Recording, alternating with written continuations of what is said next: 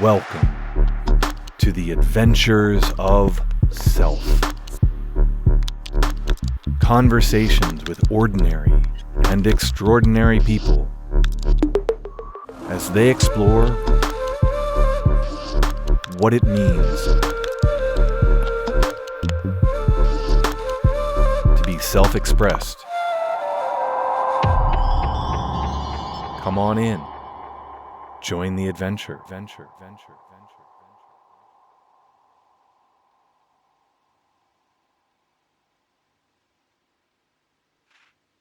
So, welcome, Reverend Jim Lewis, to the Adventures of Self. It's good to see you and have you on the show today. Glad to be with you.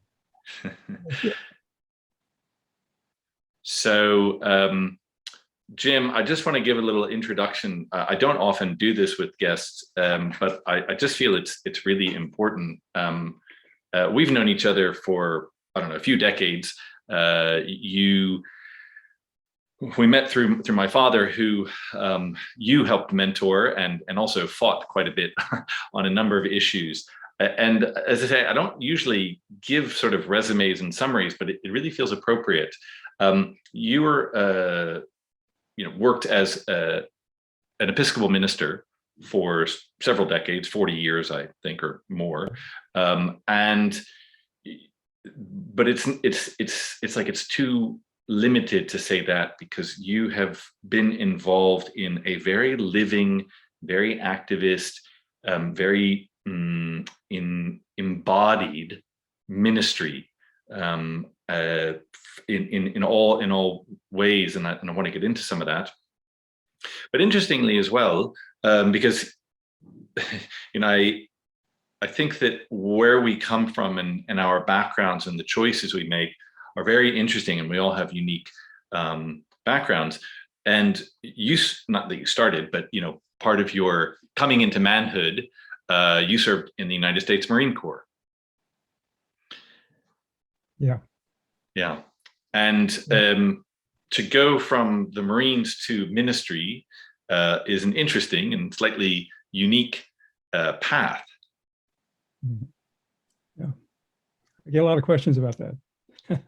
and into ministry, and then to do my first ministries in the city of Annapolis, Maryland, where the United States Naval Academy was, and working with midshipmen, and some of them who were not going to go to Vietnam, and some who refused to go. And then, and without, belaboring it, then later, much later, going to Baghdad, a part of a peace delegation, to see if we couldn't find some way to not go to war, the Gulf War in the early 90s. So it was an interesting history from the Marine Corps to traveling to Baghdad, and by way of working with midshipmen people in any war movement, a lot of it. Interesting path for me. And I think, because there are people who come out, against war and as peace activists, and that's fine that they walk that path. But it's interesting, and it's different for somebody who has been involved, who has that past in the armed forces. It kind of reminds me, I was writing some notes down, and it reminded me of the book War As A Racket by another Marine, Smedley Butler, right? Who in the 1930s. Oh my goodness, yeah. Yeah, really sort of blew the lid off, what this was all about, and it takes somebody who knows the inside of that to, maybe come to a different understanding, a more, an appreciation for what service to one's country and in war means, but also the obvious sacrifice that may mean for many thousands. And what that's actually doing to our societies. Not Daniel Berrigan, but the Pentagon Papers were released by a Marine, ex-Marine. And even now, I draw heavily off of military people who have taken unusual stands, for not typical stands, for Andrew Bacevich. I do a lot of reading of Bacevich and on some of his podcasts. So it's not a straight line that says, well, someone went in the Marine Corps and served time in the Marine Corps, and then suddenly was not questioning everything about it and war. It's not an unusual path. And I mean, this was in the 1960s when there was a lot of confusion and questioning, and a lot of I mean, near revolution. I mean, certainly resistance to the war in Vietnam. We were talking just before we started recording. I mean, I mean, you have been involved in issues for the last 50 plus years that have, defined kind of modern America and still are. I mean, there are issues around, abortion, prison, healthcare, war, housing, race issues that, in many ways kind of define the post-war America and still have, really significant impact on that. And as a minister, I mean, you took a very frontline approach. Well, but coming into ordained ministry, I'd grown up in the church and had had positive experiences in the church, interesting experiences growing up in the church. And coming into ordained ministry back from the Marine Corps, it had been on my heart and mind even before I went in the Marine Corps. And when I came back, it was clear to me that's what I should be doing. But I hadn't made the connections which you make as you live the rest of your life, and that is connecting all of the issues. They're all connected. You've listed a whole bunch of them, but seeing the connections, and coming in the ministry as a pastor, one who's there when people die, when people are sick, or baptizing babies, and then coming to the awareness that the pastoral ministry has to be connected to what I would call the prophetic ministry, and that is dealing with the issues that are right outside the door of your church and affecting the people in your community. The parish, for me, coming into the parish in Annapolis, Maryland years ago, I never saw it as separate from the community in which the church building was. It connected to everything. In Charleston, West Virginia, for example, 6 blocks down the street was the legislature. So to see the connection between this pastoral ministry and the prophetic, speaking up around social issues that affect all of us, the systemic issues, the systemic parts of all the issues connected. And I mean, it's interesting to talk about that sense of, being really at the forefront of the community and really in the physical community, as you say. It's literally right outside your doorstep. And I know a little bit about particularly what you were doing at St. John's Episcopal in Charleston, West Virginia, because here's a downtown church that literally has to deal with issues. And for those that don't know or don't remember, a lot of cities in the U.S. were going through significant upheaval in the early 70s. So there was crime, homelessness, all sorts of trouble that was literally right outside your door.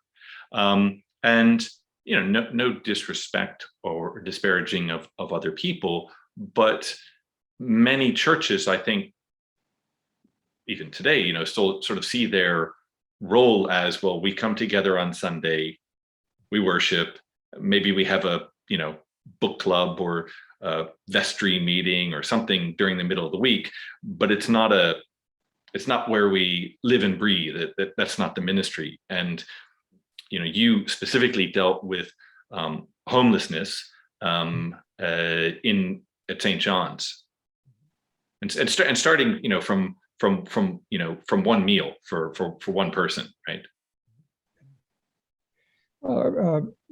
The door at the Episcopal Church has a sign that says the Episcopal Church welcomes you. Well, that's a big sign, and living under that sign is challenging.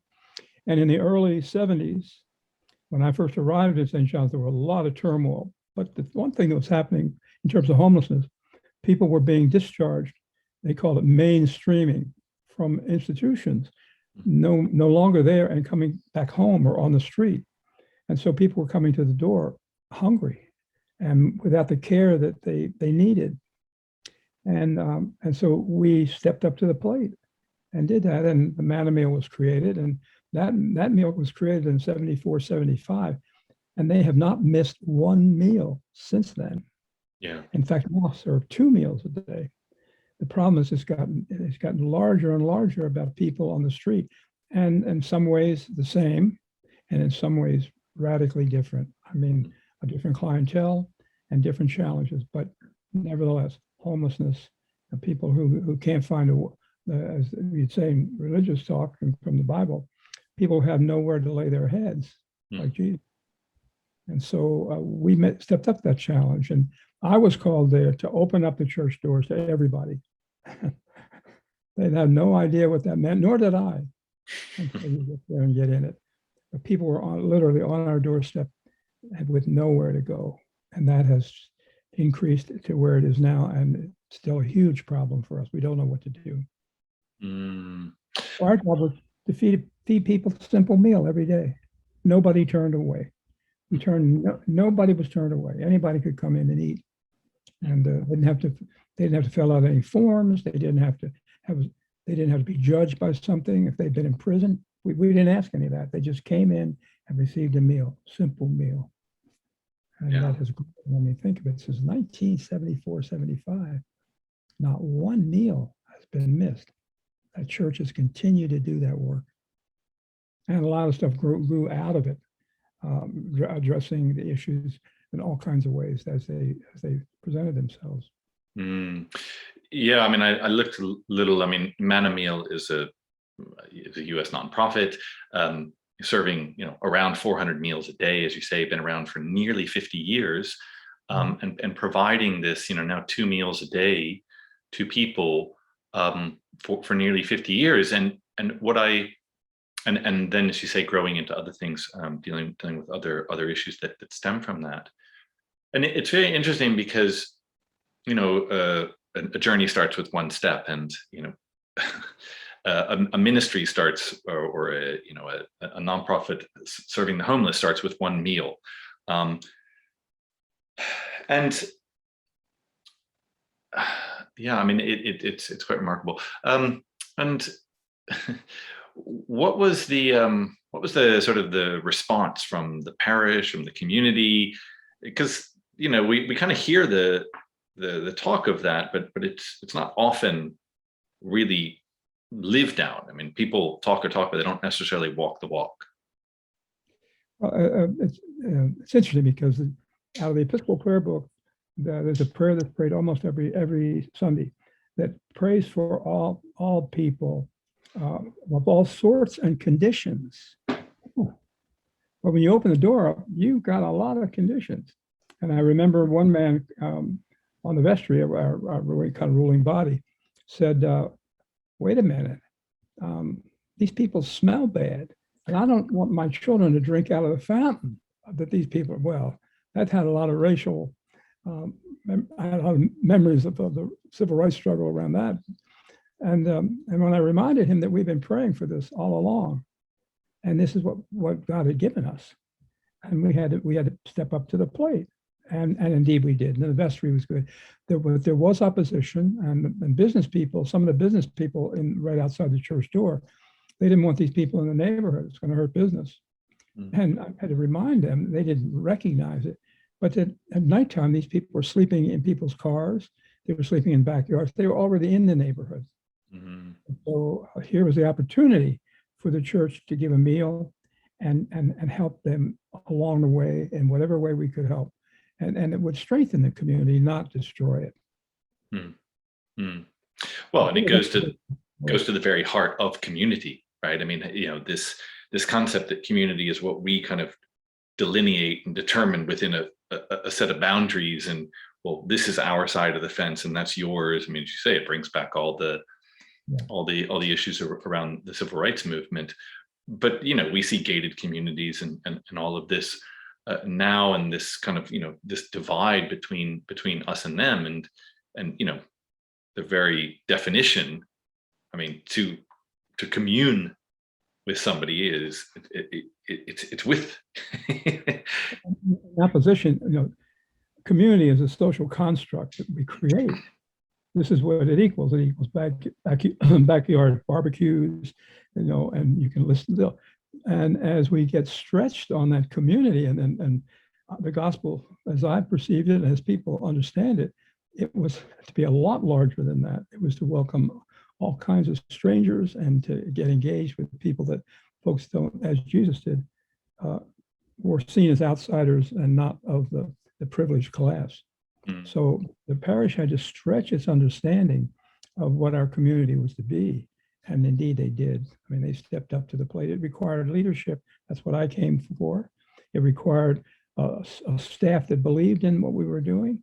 And then, of course, it required a lot of troops. We had to have the parish. You don't move anything with just one person leading. You don't move anything just with the staff. You don't move. In fact, you can't move very far with a parish unless you've got all these parts together. And we were able to get that. Parish has had a magnificent history with that. It then spread to healthcare. It spread to all kinds of wonderful things for the larger community. Yeah, I mean, as you say, right? I mean, if you read stories in the Bible about Jesus, there it didn't matter, how somebody smelt or what somebody did. I mean, he was feeding and healing and communing with all the reprobates and low life. Yeah, and beginning to understand that as a congregation changes the whole social construct of what the neighborhood is, who our neighbors are. And in fact, without getting too far into it, we had to begin to understand that we weren't just calling people to be evangelized, the good news inside the church, but that we need to go outside and be evangelized out there. We needed to be to meet the Jesus there in the poor, and our responsibility to it, our discipleship to it. And that's a big stretch. It's not just coming to the church for marriage, baptism, children coming in to be baptized, and then people being buried. Hatch, match, and dispatch used to joke about it. This is not the full range of a church. Yeah. Cool. And I want to move on to another controversial subject that you were involved in, which became known as the textbook wars. Yeah. And again, in the early 70s, there was what's now the sort of the conservative right of predominantly the Republican Party, and again, not to disparage people, but there was something that was brewing, and it was a conservatism of values and ideas and perceived threats, and there. I mean, I'm just interested to hear a little bit about your history and understanding of what was going on there. Judy and I and our 4 children stepped into the textbook war. It was breaking out when we arrived. 95,000 books were taken out of the school system. They were language arts, K through 12 language arts books. And they were the first, and this is the interesting part, they were the first authorized by the state of multicultural, multi-ethnic, multiracial books. They had not had that kind of overview of what the textbooks were to be, and they were adopted after everybody had a chance to look at them. The Board of Education, they were put on display. But as soon as they were introduced into the school, there was right-wing religious and political forces that really rose up and joined together in getting rid of those books. They're actually subverting your very children. They're trying to take your children away from you. With their values. And so it broke out in, we call the Kanawha County textbook war. It was really a national struggle because other areas were going through the same thing. And schools here, school buses were shot, a school was bombed, protests were violent. And I stepped into it as a new priest here. Remember now, a church that wanted to engage what was going on in the community. Well, the community was torn up by this. And I was invited by people at the church to make sure I was going to be a part of the discussion on behalf of the church. And I did. And my children were lined up and had their books taken away from them. And I have a love affair with books. And this was a big strain personally as well. And then as we moved along in the struggle, it lasted really for 2 years. And the Ku Klux Klan came in. They were involved on the side of the anti-textbook group. And my wife and I and my children had to stand up to some very violent protests around that. Had to move out of my house a couple of times. Was threatened. My own life was threatened. Family was protected with police. And you could see the violence behind this. And then it was the beginning too of a political movement that began then to embrace serious right-wing politics and joining together with certain religious denominations. And we saw that grow in the 70s and very much alive now.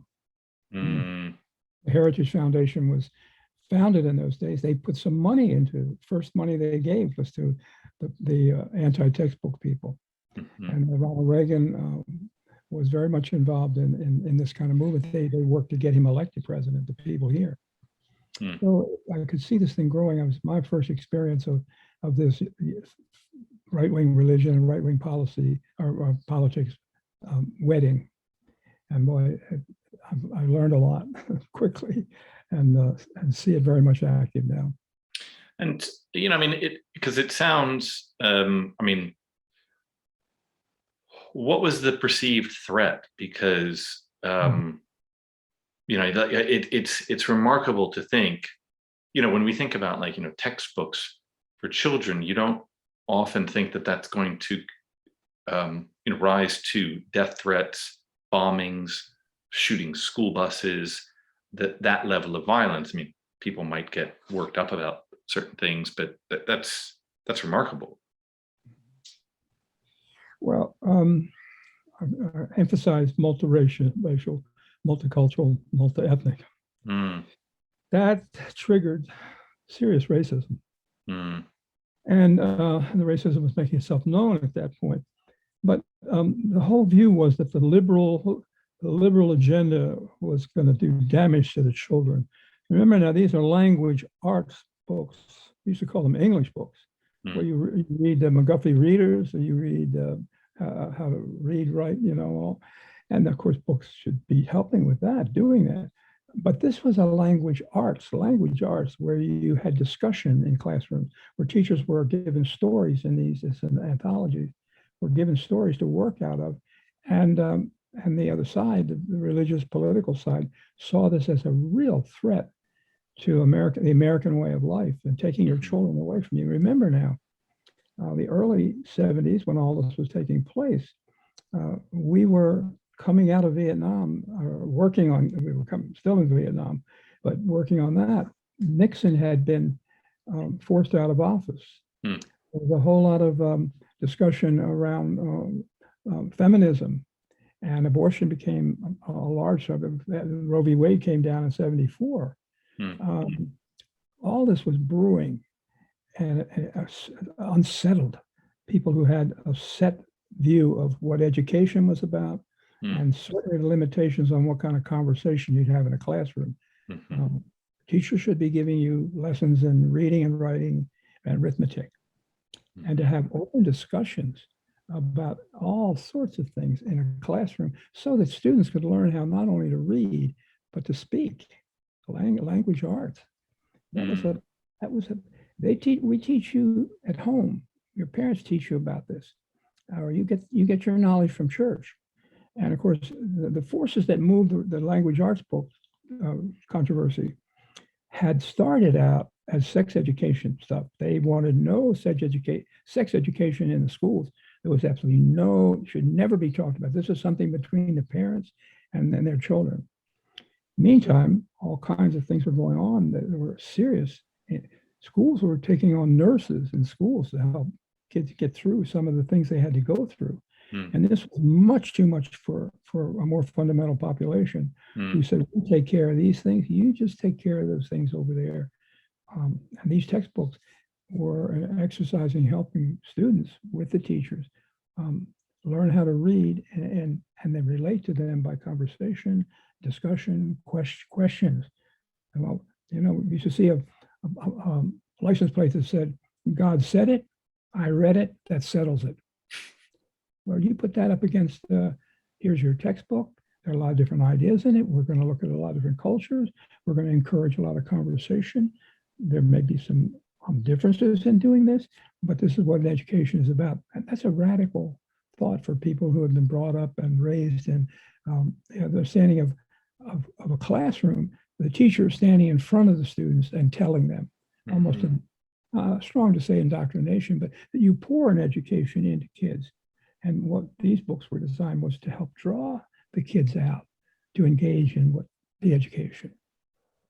Yeah, I saw a quote around that. You talked about the difference between, I think that there is a lot of what you see in education is a sense of, let me just give you this fact so you repeat it, and then and if you repeat it well and on the test day, then you get a good grade, and if not, well, then you need to go back and learn more, which is, as you say, radically different from a sense. Remember, as I'm indicating somewhat with that bumper sticker or that license plate, school prayer should be what have there. School prayer. Start the day with school prayer. And of course, that's been a huge issue of discussion, the separation of church and state. And that was at the heart of it. God is being left out of the school. It was always an intriguing statement that God is being left out. And for me, it was as if God is so great, and I have a deep sense of understanding of God. What are you talking about? You close the church door, and that's the school door, and that was the end of it. If God is this powerful, wonderful God, what does that mean? But the huge threat, secular education, secular humanism. That's what they're bringing in. Contextual ethics. Joe Fletcher's book, Situation Ethics. I knew Joe, and he wrote a marvelous book, Situation Ethics.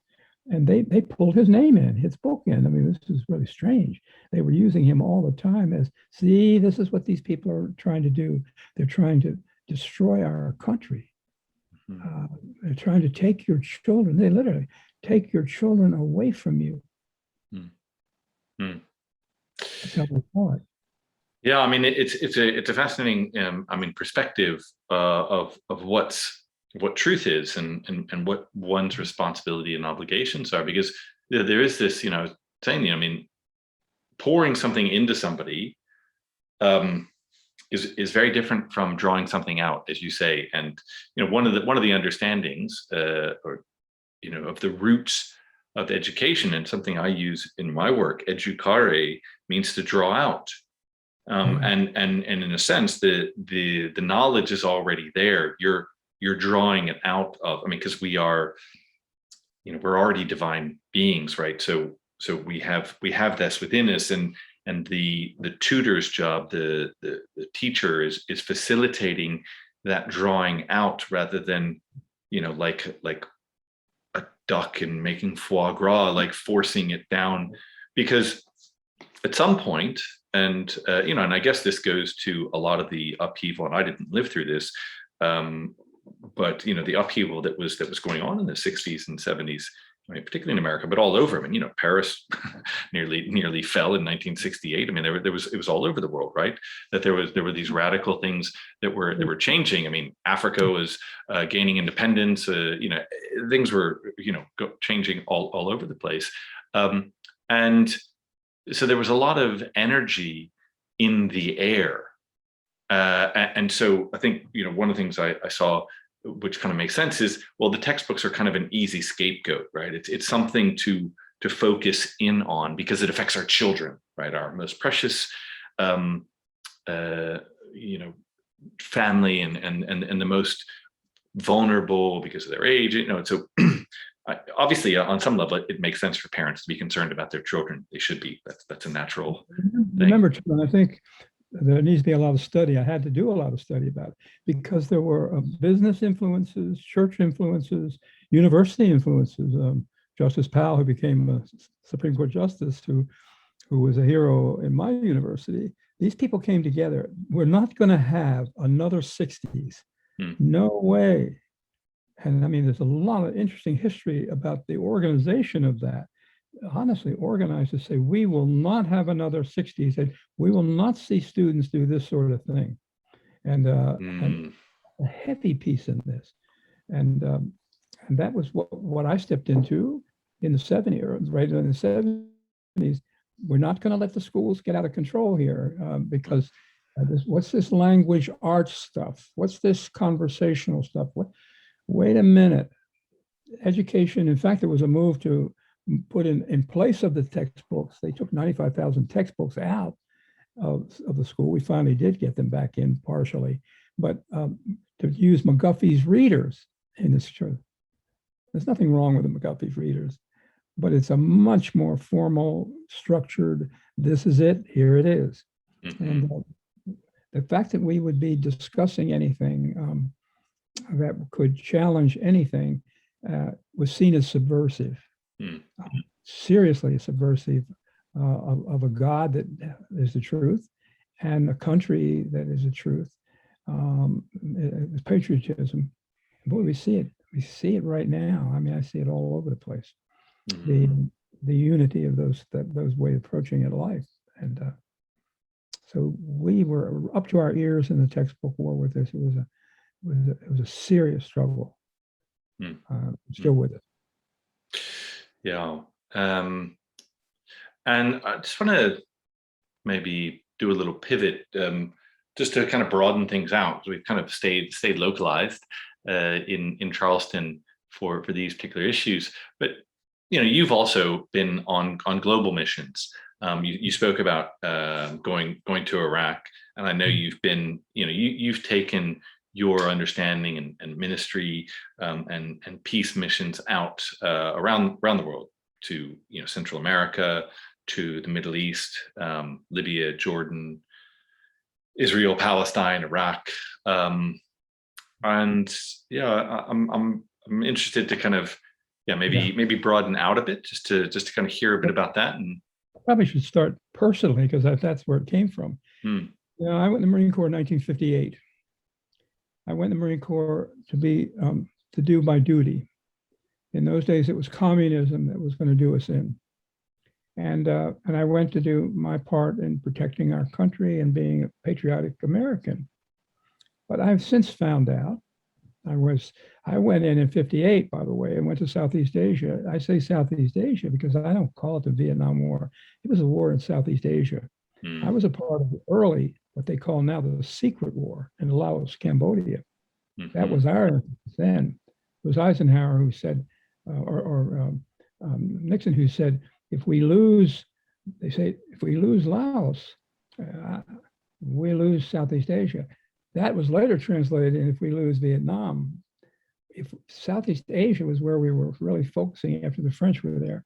And so I was a part of that early part of the war. When I came home, I began to realize and have really gotten at it that we were on a mission over there in Southeast Asia, including Vietnam, that was full of lies. We were lied to incredibly. Just like, by the way, I don't want to jump too far ahead, just like we've been lied to about Afghanistan and Iraq.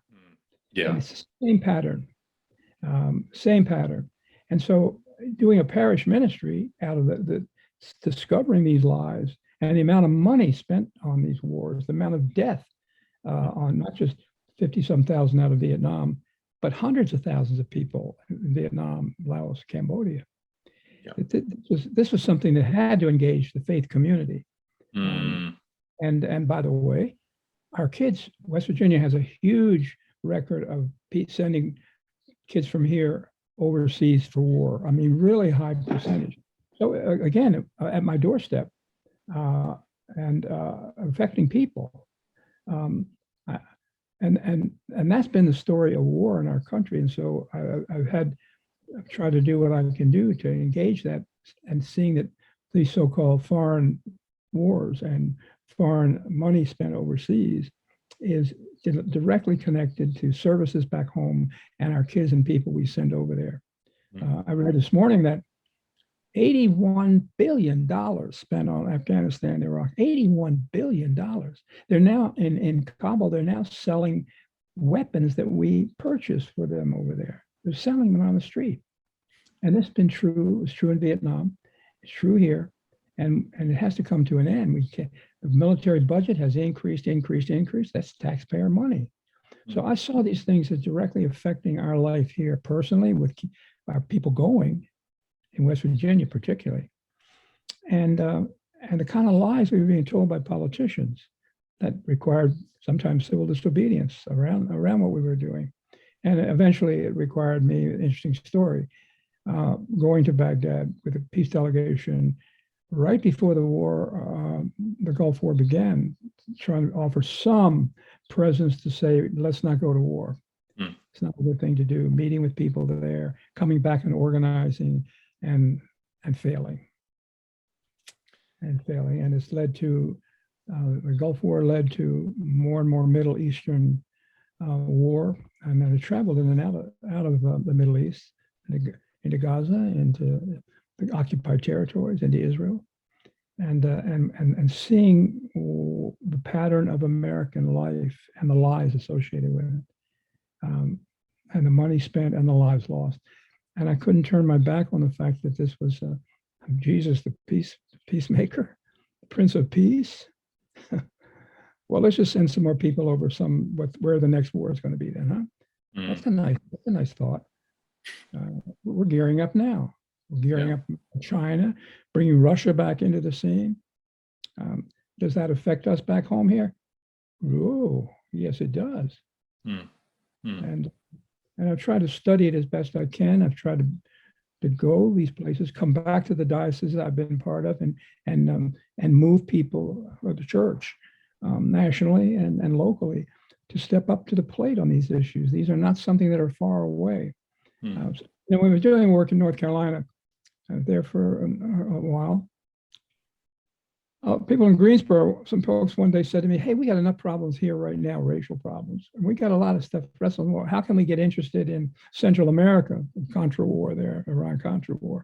And how can we get interested over there? We got enough problems right here. And I said, well, I understand that, but you know what? You'll get interested quickly if they start coming for your son, your husband, your daughter, to fight in those wars. Then do we have to wait for that? Our country is a militaristic nation. We are an empire, and it's an empire that does what empires do, and it will come home to you. We've got to step up to the plate right now, and people did. But it was that part of that prophetic ministry I was talking about, calling attention to the larger issues that affect our lives. And every time in my ministry, I don't jump around too much, when I held the hand of someone dying in a hospital, or ministered to people who were sick, that's something you don't get in trouble for usually. I saw that in relationship to AIDS and the legislative processes around it, or health care for people who are poor, or Black Lung, or Agent Orange. Whoa, that came home quickly. All these folks coming back from Vietnam and Southeast Asia with Agent Orange, and working with veterans to try and get our nation to face up to it, and start seeing it as a real problem. So the connection between what goes on overseas and what goes on back home is so crystal clear to me, and I think we need to call attention to that. And it's interesting.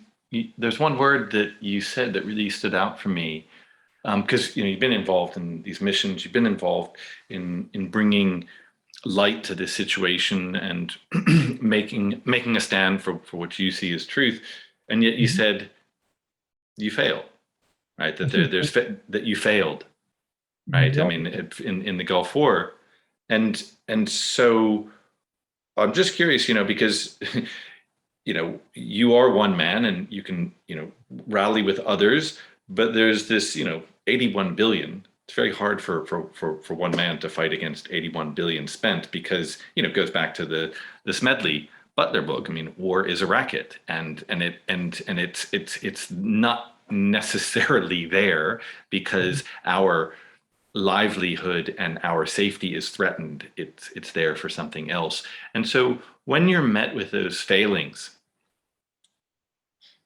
what's the kind of motivation to get up and continue that that journey? I sports history in high school and college, and it was winning. You're supposed to win those games, even though sports writers like Grant and Rice were saying it's not whether you win or lose that counts; it's how you play the game.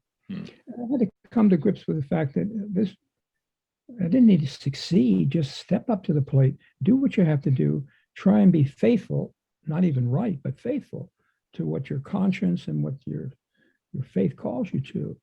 I understood early on that the issues I worked at were probably not going to all be worked out in my life, and certainly not by one man. But the organizing principles came to me quickly, that we have to organize people across racial lines, across all the ethnic stuff, and age lines too, and the whole question of men and women, and now all kinds of complexities around that.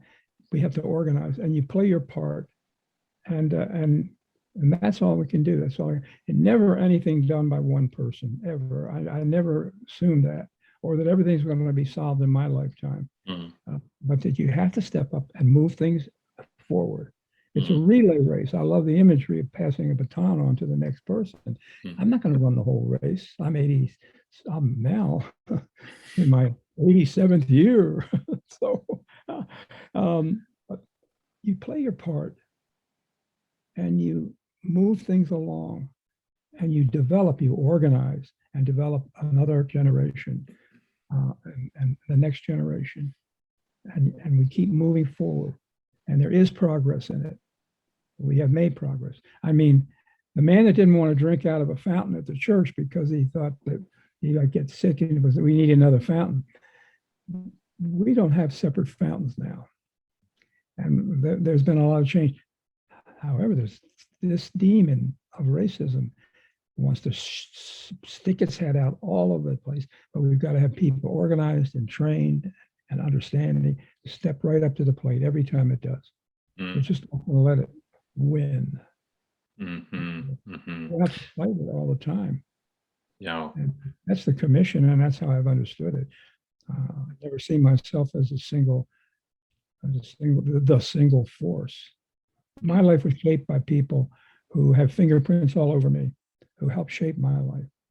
And my job with my life is to try and shape with my fingerprints on my life and people around me and the history that we're in, and in a humble way, honestly. And what it comes to me, because we were speaking before as well about this lineage, and you spoke about the people that have helped form you. You're 87.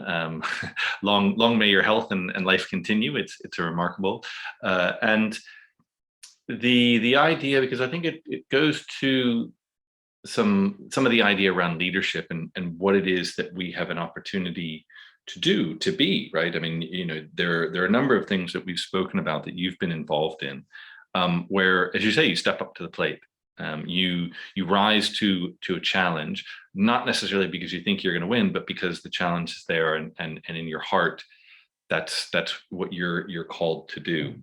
And there is this sense about working with younger generations. I mean, one of the reasons we spoke when you agreed to come on the show was an opportunity to speak to people, right? I mean, long may your health continue, but at 87, right? It's like let's get some of the gold out, and pass it on, because there will always be work to be done, there's this opportunity for all of us as to who we choose to be in our lives, and I think it's really great to have you on to talk about.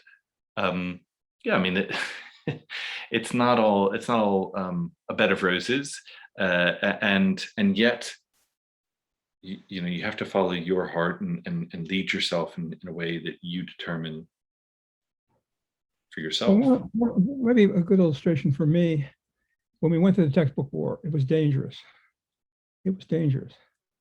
And my mother-in-law were down for Christmas visiting Judy and the children and me. And interestingly enough, at the children's service on Christmas Eve, we had stickers stuck on the door. You have been visited by the Ku Klux Klan. It was a textbook war, see. And when we came home, my father-in-law, a good man, he said, "Jim, you could get killed in this thing, and your children could get hurt in this thing. And Judy, this is dangerous. People could really, you all could get hurt. You realize what you're doing?" It was a sharp question. I hope not to forget it. And I said, "Larry, you're exactly right. My family could get hurt, like a lot of families. But what I worry about is what happens if I don't do this? What lessons am I teaching my children then?" And Judy was right with me on this. What then? It's not just a matter of, I better back off because my kids could get hurt. If I back off, my kids will be hurt. They will be hurt. What kind of example is it for them? So I do think that we have to understand that if leadership is going to take a stand and move forward, sometimes in a courageous way, it's called. Yes, it is. It could be dangerous. Judy thought someone would kill me more than once, but that doesn't make a hero out of me. What I hope it does is that encourages other people to come together, organize, and step forward. And I certainly want that for my four children, and because they are learning about what their father and mother stand up for, or what they sit down for, and this is the way it gets passed on: organizing right in a family and moving forward. So, and into their children and on down. Well, and the other thing too is you mentioned the word conscience. I like it, but our conscience, we forget sometimes that the conscience is in a state of always changing. It moves. I've learned things all along in my life that have expanded my conscience, and I think that's true for all of us. I like to get people to talk with me about in educational sessions. How have you changed over the years? How has your conscience changed? How have you grown in various areas? Because your conscience does grow and change with immediate situations. And if it doesn't, then you're really stuck hard in a kind of fundamental belief that can't expand in new learning. So got to pay attention to my conscience, but it's been always on the move as a result of the people I've known and the places I've been, and the fingerprints are on me.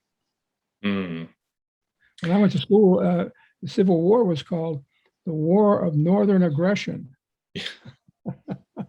Well, if I had my conscience, I listened to it, but if my conscience hadn't expanded somewhat from that, maybe I take that with me, and that's what it was, the War of Northern Aggression. Now, wait a minute.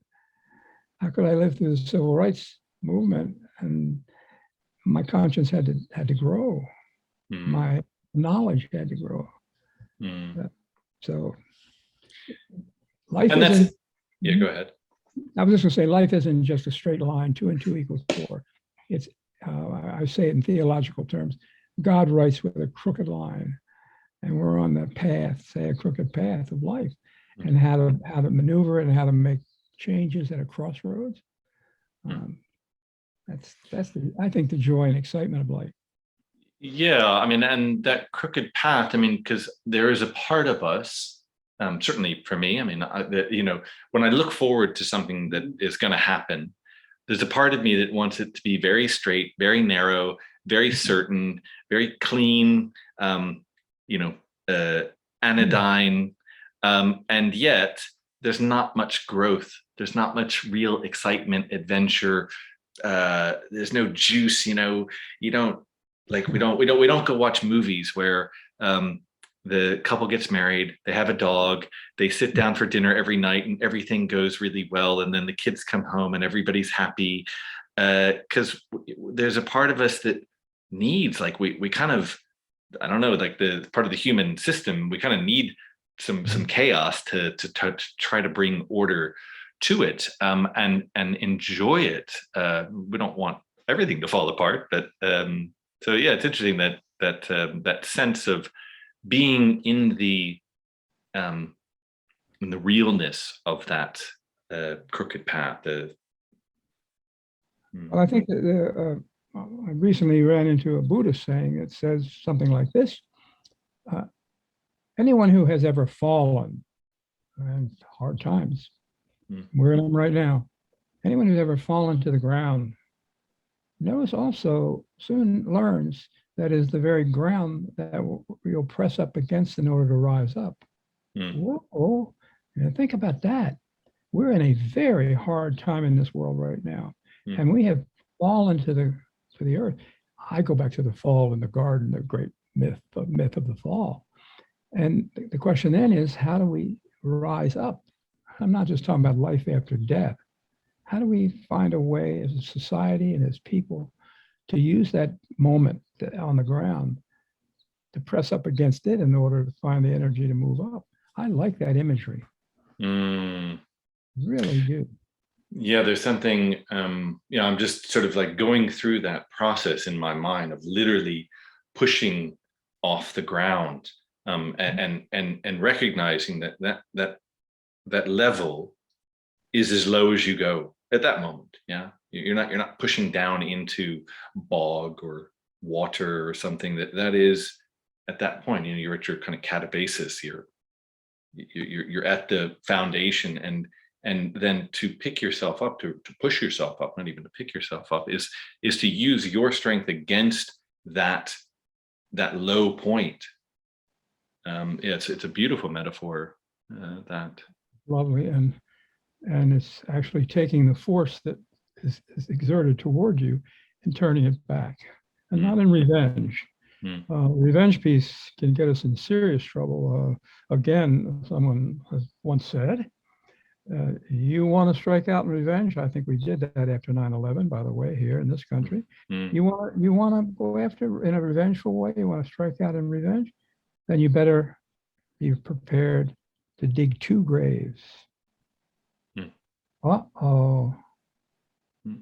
So trying to live as a nation and as individuals without striking back in revenge, because it's nothing but self-destruction as well as destruction of another person or nation. It's something we really have to learn in this nation. 9/11 really was a real example of that. I mean, we went to war, and it was all a lie.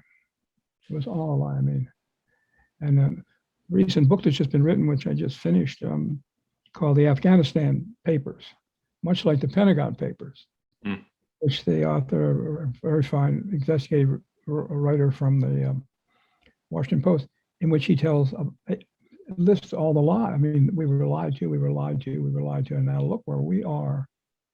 We couldn't hardly get out of there. Look what we've left behind. All of this senseless stuff. And then that eats at the heart of my soul and the heart of our life together in more ways than one. And it seems to me if the church is going to be faithful to the Prince of Peace, we've got to engage that right on the ground, right where we are. The thing that comes through, because I've had some conversations around this on the podcast. There's, as you say, we're in a very, very, very, very difficult, very challenging times, and this idea of revenge, or to blame something out there, and the violence that we show to someone else is, in my understanding, my estimation, is a violence towards ourselves, and it is an unwillingness to actually deal with our own failings, our own humanness, right? It is, and I don't quite understand how or why. Maybe it's just easy and lazy that we decide that the problem is Jim, the problem is this person, the problem is that country out there, the problem's my wife, my school teacher, my employer. Never, or rarely, is it, well, let's have a look at who I am and how I am in myself, not only to other people, but to myself. Yeah. Well, it's the whole process of scapegoating. The man that drove me in the van to my doctor's appointment today, I don't have a car. We got in this kind of discussion, And he said, we just have to keep finding a way to pick on somebody. He just said, I didn't even trigger it. He said, we just have to have somebody to beat up on. And it seems always to be poor people or somebody below on a rank.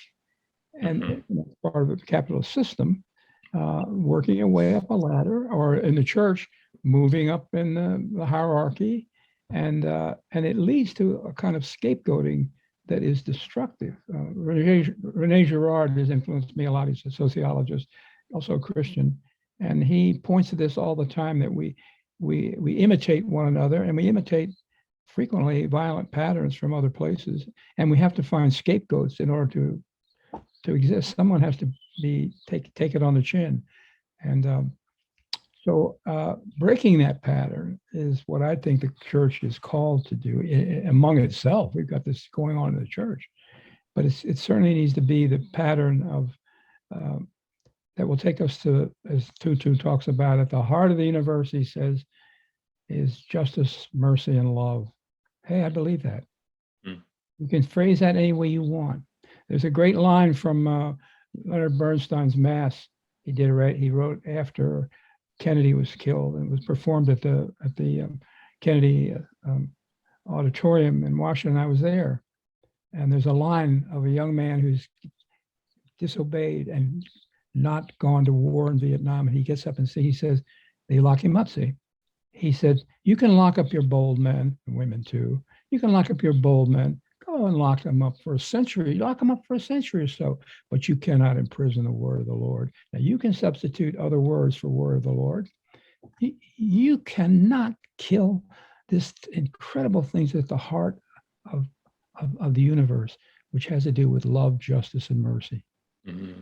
Translate that around any way you want to, but that's what drives me. That faith that we say in the church, faith, hope, and love, and the greatest of these is love. What we did by going to war, for example, in Southeast Asia, and also in every war I've seen since then, and certainly in Iraq,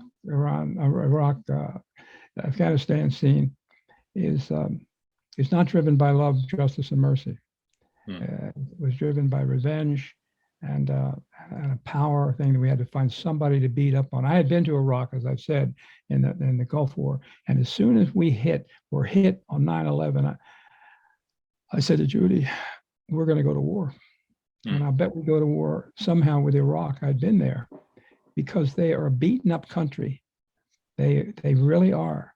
They've been engaged in war in Iran, which, by the way, we supported. We supported it. And they're a weak nation right now. And we're going to go to, and sure enough, we found ourselves our way into that region. Yeah. And what's been accomplished by it. Yeah. So I see that as a task of the church to speak at it. It's not a one-man battle. It requires organizing. And certainly in West Virginia, we've had a history of organizing here. And the coal mine wars, which, by the way, a lot of Americans don't know much about. Would Americans believe that the United States government bombed people here in West Virginia who were trying to get their rights from the coal company? Yeah, we got a struggle on our hands. Yeah, I mean, West Virginia is one of the poorest states and one of the proudest. Maybe they all are, I don't know, but and yeah, I mean, there was times. I mean, it goes to the heart of labor. It goes to the heart of community. It goes to the heart of capitalism. What was done in the West Virginia coal mines. Yep. Well, and I do think you mentioned unions, and the union movement is in terrible trouble. Without it, it'll be an attack on democracy. And democracy is being talked about now in ways that I have not seen it talked about. And I do think people are saying, as a result of this last president, maybe we're losing our dream of being a democracy. Hey, wait a minute.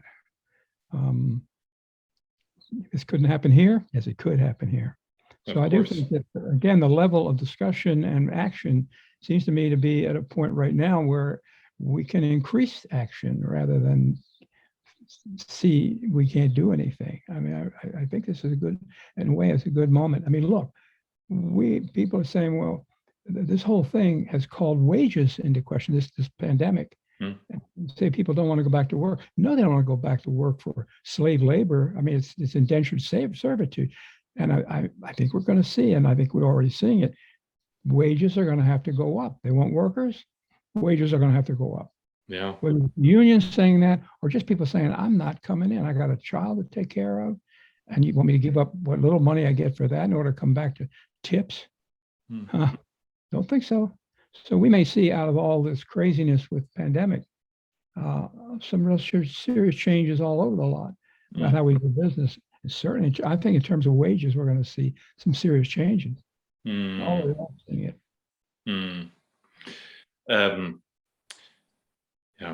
I want to maybe, as we kind of take a last turn here, into, back into your personal life. Yeah. Because you've spoken before, and maybe drawing from that sense of the crooked path about, trying to put your own life together, right? And trying to make sense, right? We've barely really scratched the surface in an hour on all the things. I mean, I know other things, and your involvement with migrant workers, and real social issues, and healthcare, and capital punishment, criminal justice, prison reform. I mean, the list goes on and on. You really have been involved in a lot of issues out in the community, and yet, you've also got to look after yourself and your family and what that means. And at some point, as you in your leisure or just in your own private meditation, to come to a sense of what it is that what's meaningful to you here and now. What are you putting together from your sense? Because as you said, your conscience changes over time, and I think your sense of what it is your life is about changes over time. Well, there's a lot of tension, and anybody who wants to get away from this tension, there's no way. I mean, as a priest working in social justice, trying to lead congregations, I was always asking the question, and I ask it now even. My son died 4 years ago, and to put it bluntly, I've said to myself recently, here I went to Southeast Asia on lives. I left Judy, my wife, here in the States with a 2-week-old baby, my son.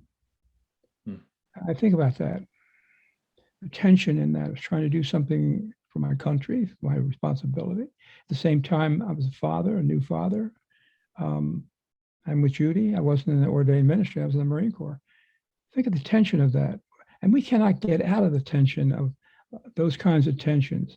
And there's no way you can really do it because it's always going to be there. So for me, I have grown up in more and more into, as I grew, and people helped me do this, into an understanding that it's not all about me. I look at pronouns. It's not just me, I. There's a we involved. And when you begin to make understanding that it's not all about me, there's a we here. It's a community here that we're looking at. And I see a lot of responses to this pandemic when someone says, my freedom, don't tread on me, my rights. Where's the we in that? That they could take the disease and give it to someone else.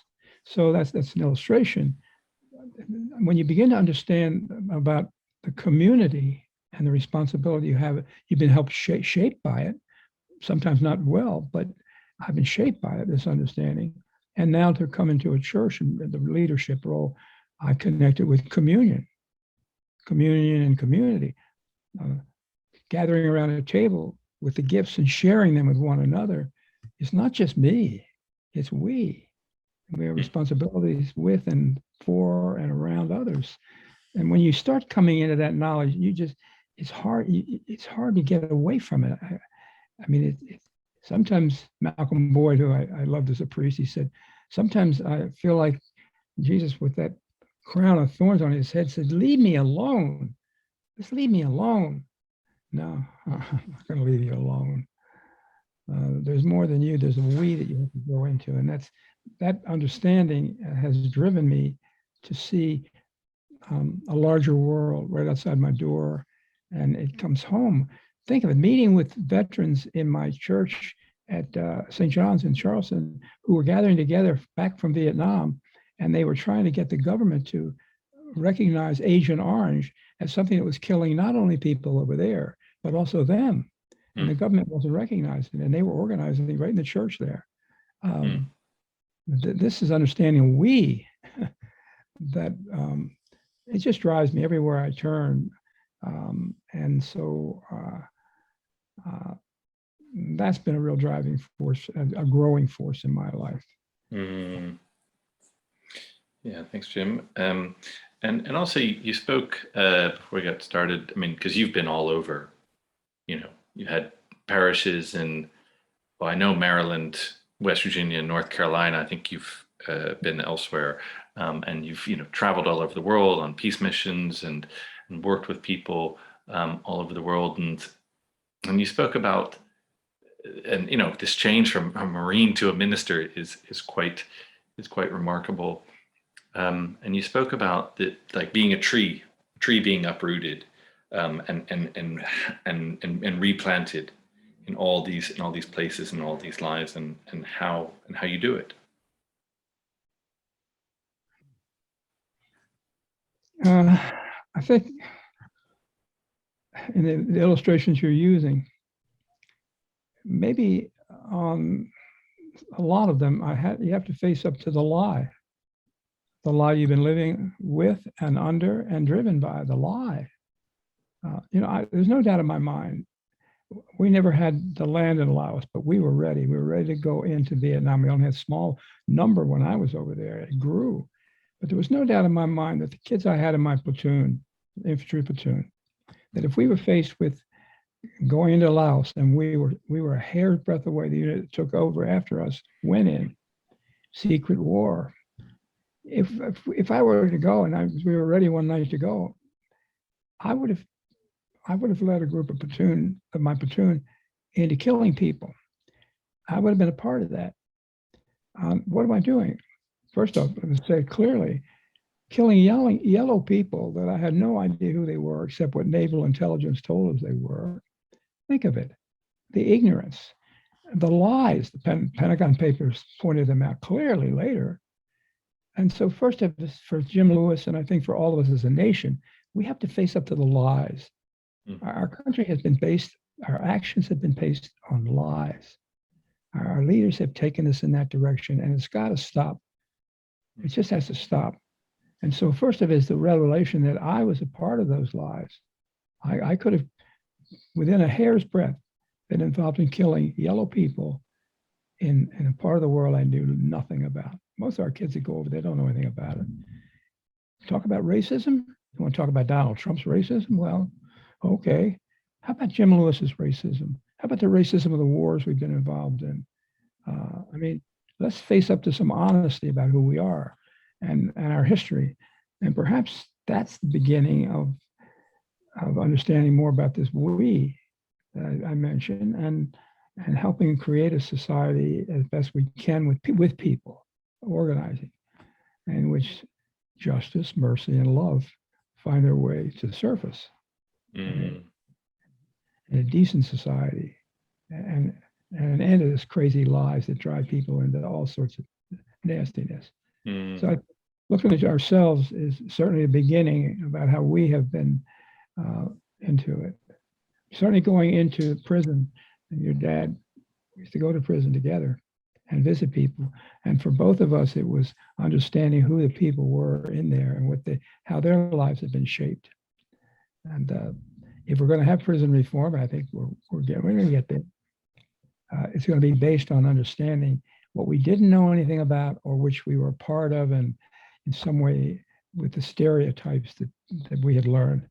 And so I have great hope about all this. And again, it's all not going to work out in my lifetime. But hey, listen, if I can get a meal today, I don't need to have a full banquet every day. And we do what we have to do.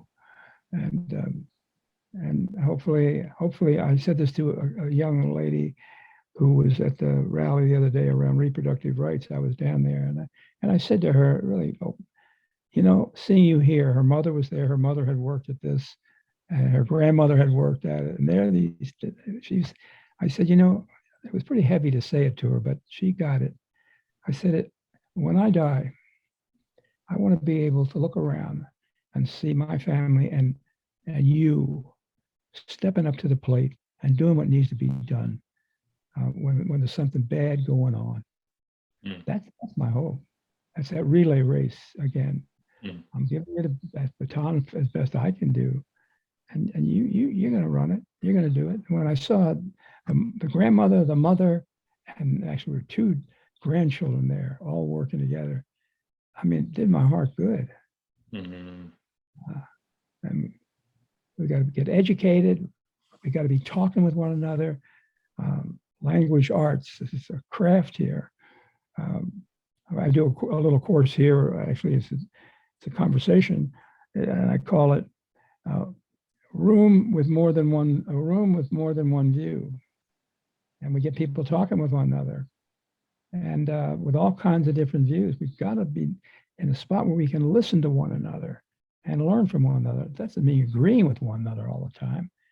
But we're in a tough spot right now about even being able to listen. People, men and women married or together, families, neighbors, don't feel free talking with one another about things. Crazy. Yeah. So like the classroom from the textbook war, we got to talk with one another. We got to learn how to do that. The schools have got to teach it. When's the last time any of us, my age, certainly had a class on how to listen? We got to learn how to listen to one another. Be present, listen, and respond. Pretty simple, but hard sometimes, though. I have to play my part. Your dad and I did a lot of theater. He loved the theater. And I did some myself. You have your moment on stage where you do your piece, and then you move aside. And that's sort of a good analogy for me. Do what you can do. I sing a hymn in church, and I'm going to get churchy. I'm not going to pass the offering plate, so you'll be all right. To give and give and give again what God has given you, to spend yourself, nor count the cost, to fight right gloriously, the God who gave all worlds that are and all that are to be. I get chilled with those words. They were written, by the way, by a chaplain who understood about life and death. So giving. If I've been given, it compels me to somehow find a way to give. And that's the end of the sermon. It certainly was the beginning for every day I wake up about how I've been given a lot, more than many people, more than I ever deserved. And now what? And that faces me every day. And I learned too that the banners I carry, the placards, suddenly realized one day out there, it just came to me. I said, are you living under, you're living under, but are you really living under them? Are you really living them? So it means taking a good hard look at ourselves, and not in a self-righteous way, but in a way that compels us to move forward as a we with people, all persuasions. So now I'm rambling on here a little bit, but it's been, thank you, Jim. I've really enjoyed hearing about this, speaking with you, receiving what you are giving, and hope that we are in this creation giving to others. I really appreciate you coming on here today, and sharing so generously from all the wonderful adventures and trials and tribulations and trouble that you've gotten yourself into. We've been given a lot of ground upon which we've fallen right now, but that's going to be the ground in which we rise up. And what you're doing is encouraging conversation so that we can move to use that ground step. So I really appreciate what you're doing. It's just such a joy to see you after all these years, and to know what you're doing. You're a great example to me. Now you got me back in the textbook war with the kind of conversation that changes people's lives. It really does. Talking. So keep doing your good work over there. Thank you. Well, you have. I certainly, had image of taking a baton from you, so I will pass it on as well. Yeah. Thank you, Jim. We'll just end here, and I'll have a conversation after. So thank you so much for coming on the show. My pleasure. Take care. Be well.